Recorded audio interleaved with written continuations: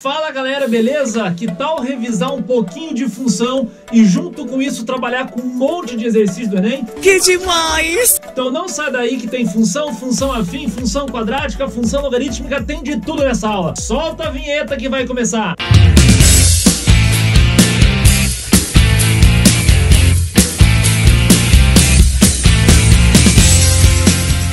Vamos lá, galera. O objetivo dessa aula é a gente revisar o nosso conteúdo de função. E para isso eu escolhi pegar exercício da prova do Enem para que a gente pudesse trabalhar com o conteúdo de função aplicado diretamente em algumas questões. E uma prova que cobra bastante isso é a prova do Enem. Na verdade, toda prova tem a certeza que vai cobrar função. Até porque é muita coisa. Existe o conceito inicial de função, existe a função afim, a função do primeiro grau, a função exponencial, a função logarítmica. Tem função assim a dar de rodo. Então, tem bastante coisa para trabalhar. Vou tentar ser o máximo sucinto aqui nesta aula dentro de alguns exercícios. Belezinha? Vamos lá. Primeira coisa é lembrar que função é uma relação de dependência. E isto pode aparecer de maneira interpretativa. Então, solta na tela o exercício de número 1. Vai lá. Diz o seguinte: os congestionamentos de trânsito constituem um problema que aflige todos os dias milhares de motoristas brasileiros. O gráfico ilustra a situação representando, ao longo de um intervalo definido de tempo, a variação da velocidade de um veículo durante um congestionamento. E vocês estão observando o gráfico onde o nosso eixo Y refere-se à velocidade e o eixo X refere-se ao tempo. Daí vem a pergunta: quantos minutos o veículo permaneceu imóvel ao longo do intervalo de tempo total analisado? Volta para mim aqui, ó. Olha o seguinte, eu fiz só o eixo cartesiano aqui, que ele chamou o eixo Y de velocidade e o eixo X de tempo. Então, se eu pensar em uma função, a função é a função da velocidade em função do tempo, beleza? Lembra que a gente representa de maneira algébrica assim, ó, f de x. Então, a função depende de alguém. A função nessa escrita depende de x, beleza? E neste caso, x seria o tempo. Então, aqui, ó, a gente tem uma função que depende do tempo. Se eu fosse melhorar a escrita, professor, mas não é uma função, é uma velocidade. Então, talvez o cara pudesse escrever que é uma velocidade em função do tempo. Se a gente fosse criar uma fórmula específica, ficaria algo mais ou menos dessa maneira. Qual que é a pergunta do exercício mesmo? Ele quer saber quantos minutos o veículo permaneceu parado. Se tu observar no teu gráfico, não vou desenhar ele perfeito, mas ele começa mais ou menos assim, ó. Ele faz algo desse tipo, daí ele vai vir para cá, daí ele, digamos, desce, daí volta a ficar algo do tipo assim, desce, vem um tantão aqui embaixo, anda sobre o eixo, que no caso o eixo do tempo, e daí volta a subir. É um gráfico mais ou menos assim, só um esboço para vocês aqui, tá bom?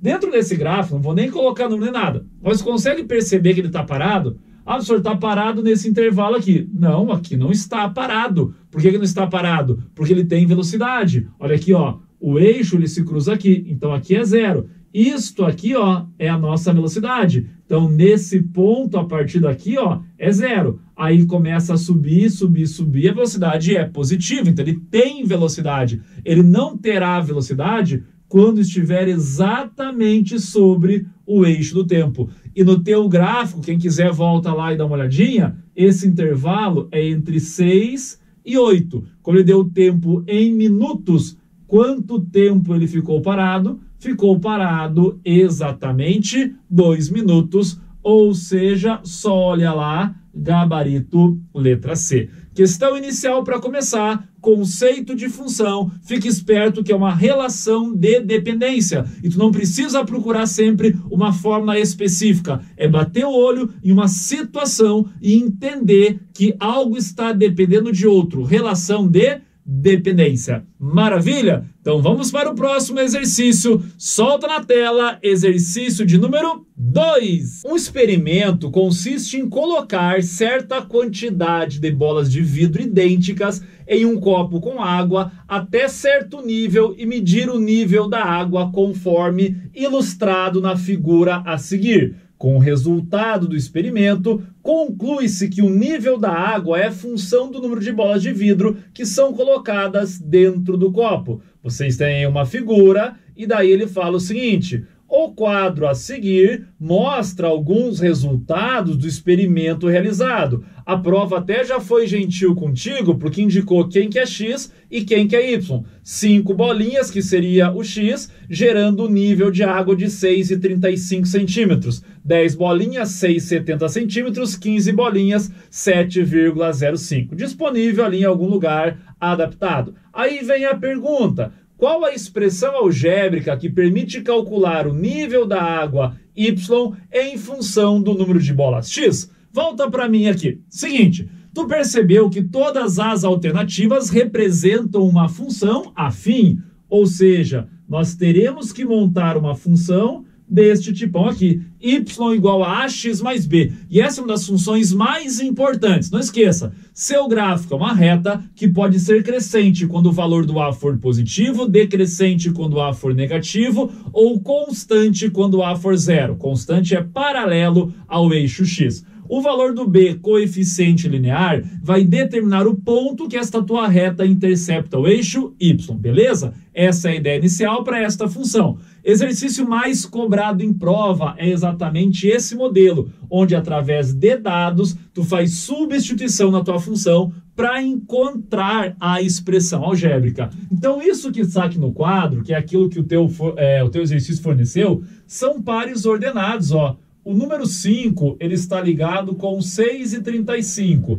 O número 10 está ligado com 6,70. E o número 15 está ligado com 7,05. Agora detalhe, o que eu acabei de falar? Que esta função é uma reta. Se ela é uma reta, quantos pontos define uma única reta? 2 pontos. Então basta que tu escolha quaisquer 2 pares ordenados para substituir nessa expressão aqui e tu vai conseguir resolver o teu exercício, beleza? Vou pegar esses 2 aqui, ó. No lugar do x vou colocar 10 e no lugar do y 6,70. Então lá, 6,70 para o y igual a que multiplica 10, 10a mais o valor do b. Depois vou pegar outro par ordenado, 6,35 para o y igual a 5 que multiplica o valor do a mais b. E a gente cai, na verdade, num problema de sisteminha. Para resolver esse sistema, compensa a gente multiplicar uma delas por menos 1. Se eu multiplicar toda a expressão de baixo menos 1, ó, vai ficar menos 6,35 menos 5a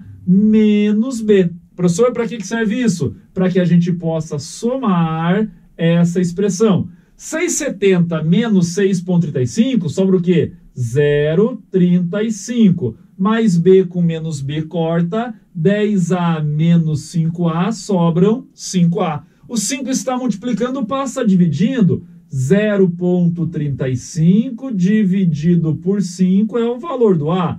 Ou seja, o teu a vale 0,07. Achei o valor do a. O que eu faço agora? Agora a gente substitui para achar o valor do b. Pega qualquer uma das duas expressões. Vou pegar a primeira aqui, ó. Então, 6,70 vai ser igual a 10 que multiplica 0,07 mais o valor do b. Ficando 6,70 igual 10 vezes 0,7, 0,70 mais b. 0,7 está mais, passa menos. 6,07 menos 0,7 vai dar exatamente 6. 6 é o valor do b. Olha o teu gabarito, que bonito lá, ó. Tu tem uma função exatamente com essa característica, onde y igual a 0,07x mais o valor do b, que vale 6. Volta, olha o gabarito e vai perceber que é exatamente gabarito letra E. Função do primeiro grau ou função afim, para deixar mais amplo, é algo que cai muito em prova. Fique esperto, é um exemplo que eu quero que tu jamais esqueça, beleza? Entendido esse, vamos primeiro, quem quiser dar um print aí rapidinho, deixa eu sair da frente, não sair, né? Entendido este exercício agora, dado o print, copiado, vamos para o exercício de número 3. Solta na tela, exercício de número 3. A parte interior de uma taça foi gerada pela rotação de uma parábola em torno de um eixo Z, conforme mostra a figura. Não fique assustado, beleza? Que o importante para nós aí é o eixo X e Y indicando a parábola. Quer ver? Continuamos a leitura. A função real que expressa a parábola no plano cartesiano é dada pela lei f de x, ou poderia ser y, igual a 3 meios de x ao quadrado menos 6x mais c, onde c é a medida da altura do líquido contido na taça em centímetros. Beleza? Sabe-se que o ponto V na figura representa o vértice da parábola localizado sobre o eixo x. Nessas condições, a altura do líquido contido na taça é de 1 até 6, é o que ele traz ali.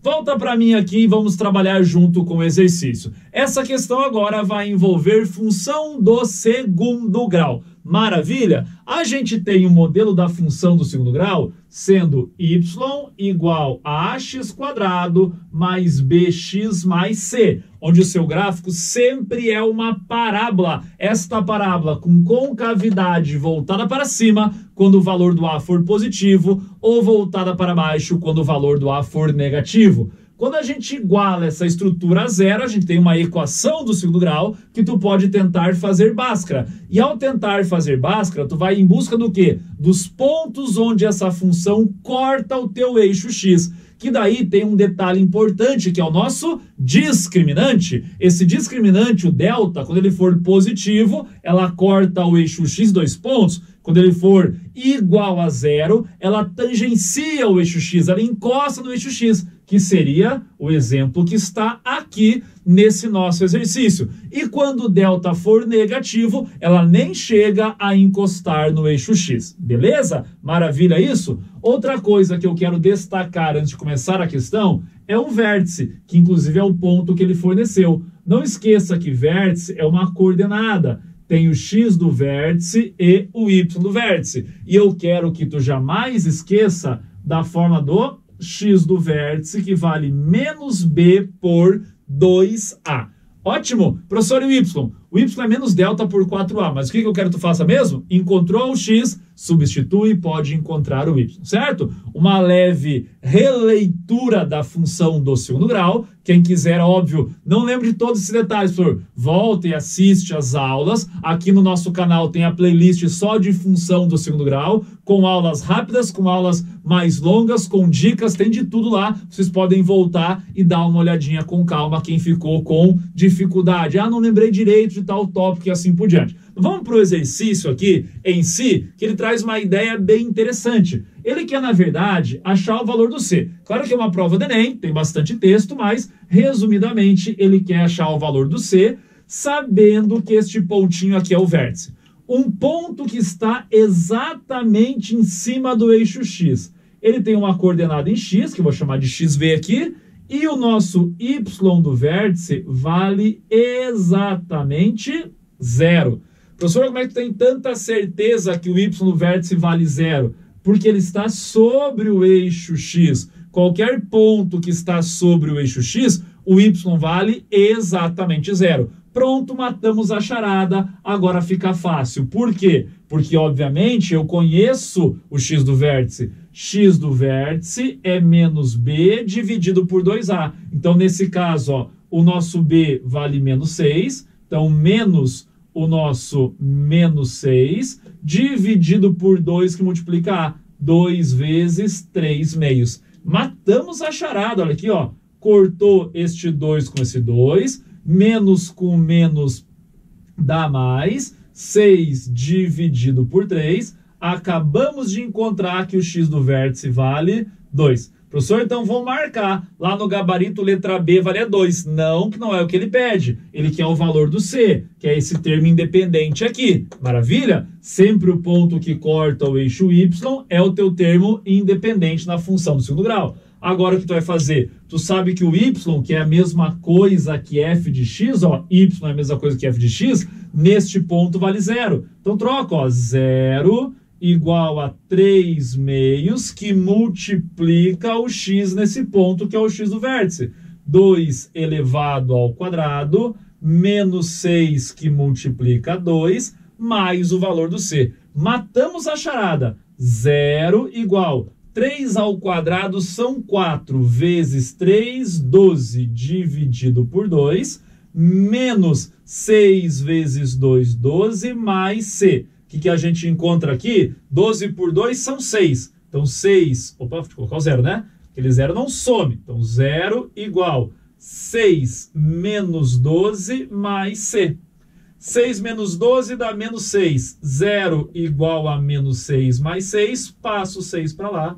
6 é o valor do c, exatamente onde a gente tem a bordinha ali, que é o que ele está pedindo, este ponto C. Ou seja, quem lembra da alternativa, letra E. Vou sair da frente, dar um print aí, função do segundo grau, exercício extremamente importante. Agora se liga no nosso quarto exercício. Solta o exercício na tela. Em setembro de 1987, Goiânia foi palco do maior acidente radioativo ocorrido no Brasil, quando uma amostra de césio-137, removida de um aparelho de radioterapia abandonado, foi manipulada inadvertivelmente, ou seja, de maneira errada, difícil falar essa palavra, né? Por parte da população. A meia-vida de um material radioativo é o tempo necessário para que a massa desse material se reduza à metade. A meia-vida do césio é de 30 anos e a quantidade restante de massa de um material radioativo após T anos é calculada pela expressão m de t igual a A, que multiplica 2,7 elevado a kT, onde A é a massa inicial e K é uma constante negativa. Beleza? Daí ele fala o seguinte: considere 0,3 como aproximação para o logaritmo de 2 na base 10. Qual o tempo necessário em anos para que uma quantidade de massa do césio-137 se reduza a 10% da quantidade inicial? E tem lá 27, 36, 50, 54 e 100. Maravilha? Volta para mim aqui. Olha o seguinte. Este é um exercício que trata-se de função exponencial aliado a logaritmo.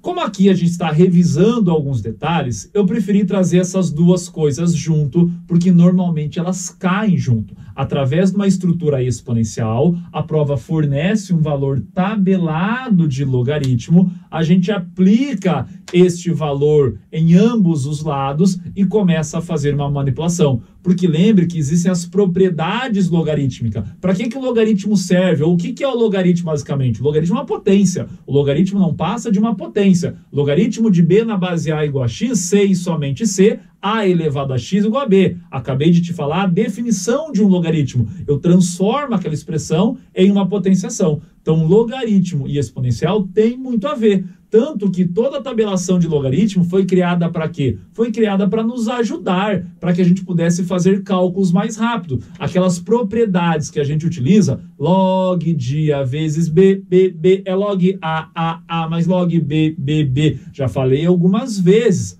E o restante da música, né? Já falei algumas vezes que, na real, aquilo serve como facilitador. A gente transforma um produto em uma soma, transforma uma divisão em uma subtração, transforma a potência em multiplicação. É para isso que serve. Então, na verdade, eu preferi trazer uma questão, porque é muita coisa para a gente explanar junto aqui. Eu ia levar um vídeo de, sei lá, uma meia hora, se eu fosse detalhar cada situação de exponencial e logaritmo. Então, dentro de uma única questão, a gente engloba uma coisa bem bacana. Numa questão da prova do Enem, que não vou dizer que é uma questão fácil. Muitos alunos já me trouxeram essa questão, muitos mesmos já me trouxeram essa questão com bastante dúvida em relação a ela, porque tem manipulação para fazer, tem uma lógica bem legal aí, tá bom? Vamos lá, deixa eu pegar uma caneta aqui e a gente vai começar a resolver junto o exercício. Aqui eu anotei a função exponencial que ele nos forneceu, anotei o valor do logaritmo, a pergunta é o tempo para uma redução de 10% e mais uma... como é que posso falar aqui? Mais uma ideia, não é ideia, né? Mais uma informação importante, que é o tempo de meia-vida, certo? Então, vou começar exatamente com essa informação. O tempo de meia-vida, ou seja, no lugar do t, eu vou colocar 30. Então, o que é assim, ó? M de t valendo 30, certo? Ou, errado, desculpa lá. M de t valendo 30, não, desculpa. Vamos lá, olha aqui, ó. Erradíssimo, né? M de 30, eu vou trocar o t por 30. Vamos lá, ó. M de 30, agora sim. Perdão aí, galera. M de 30. M de 30 vai fornecer a meia-vida.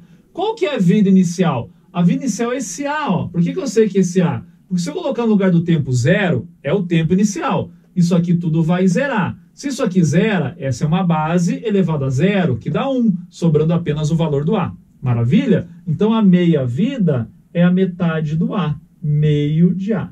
Isso é o que vai acontecer quando no lugar do 30 eu colocar, no lugar do T, desculpa, eu colocar 30. Quando no lugar do T eu colocar 30. Então, se no lugar desse T tu coloca 30, o resultado vai ser esse aqui. Então, é o que eu vou fazer para vocês entenderem, ó. Então, isto aqui vai virar meio de A, que vai ser igual a A, que multiplica 2,7 elevado a K vezes T, ou seja, 30K.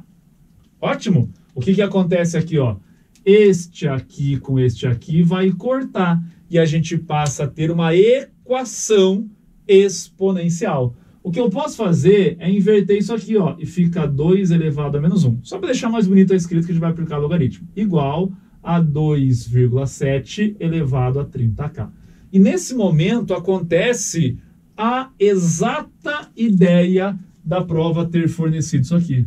Porque quando a gente tem uma equação exponencial que não tem saída, não dá para deixar na mesma base, a gente aplica logaritmo. Então, em ambos os lados, nós vamos aplicar logaritmo. Em qual base? Sempre na base fornecida pelo exercício, que no caso a base é 10. Por isso que eu não coloquei nada aqui. Então, vai ficar lá, ó, logaritmo de 2 elevado a menos 1 igual a logaritmo de 2,7 elevado a 30K. E aqui entram as propriedades.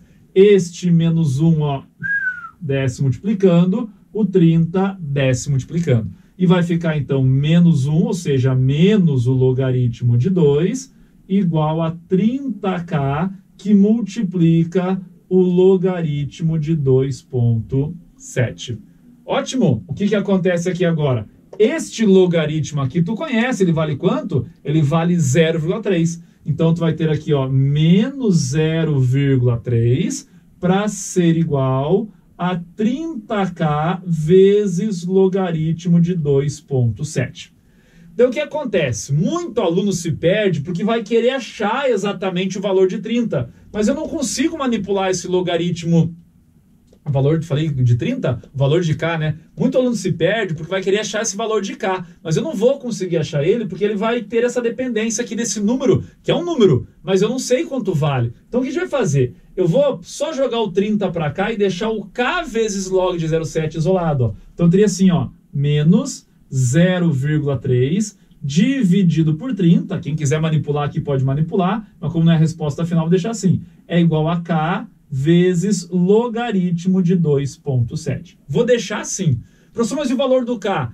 Eu não vou descobrir agora, porque não é nem isso que eu preciso. Mas eu manipulei algo que daqui a pouco tu vai perceber que vai ser interessante para a nossa resposta. Porque isso foi uma informação que a prova forneceu. Mas o que ele está pedindo, na verdade, ele está pedindo para uma redução de 10%. Redução de 10%. 10% é 10 sobre 100. Ou seja, corta, é 1/10 do todo.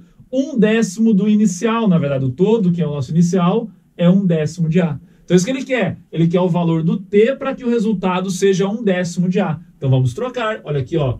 1/10 de A vai ser igual a A, que multiplica 2,7 elevado a KT. Tá aparecendo para vocês meio? Tá, né? Então, olha aqui, ó. Agora, a gente vai cortar este A com este A.